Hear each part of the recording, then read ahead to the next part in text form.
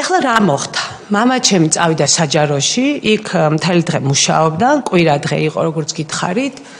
კვირა საერთოდ იმ განყოფილებაში და მთლიანად განსაკუთრებით იმ განყოფილებაში ყველას იცნობს დამხვედრი და მომსვლელი, იქ შემთხვევით მკითხველი არ მოხდება. და განსაკუთრებით კვირა დღეს. იქ თან ესე იგი ლია ტოკლიკიშვილი გახლავთ ასეთი ჟურნალისტი, დიდი გამოცდილების, მე მადლიერი ვარ ძალიან ლიასი, რომ გააკეთა ჟურნალისტური გამოძიება 2007 წლის ივნისში. და მაშინვე ეს დაბეჭდილია, როგორ უთვალთვალებდნენ მამაჩემს საჯარო ბიბლიოთეკაში, ვიღაც უცხო, მათთვის არასდროს რო არ უნახავთ საჯაროს ეროვნული ბიბლიოთეკის თანამშრომლებს, ყურსასმენებიანი მამაკაცი, რომელსაც არც ერთი წიგნი არ გამოუწერია. და იჯდა ჩუმად საათების განმავლობაში. მამა რო ახლა მთელი ცხოვრება იქ ახლა ნივთებს ჯერ ვინ მოკიდებდა ხელს, საერთოდ არც მოსვლია აზრად.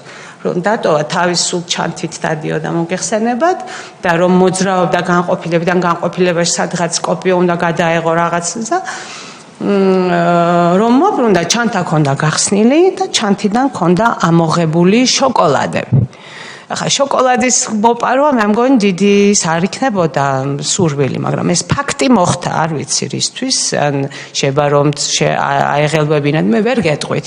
და მან თვითონ განუცხადა ბიბლიოთეკის თანამშრომლებს, რომ ამდენი წელია აქ და ჩემთვის ჩანთა აქ არავის და გაგიჟებულები იყვნენ თვითონ ბიბლიოთეკის თანამშრომლები.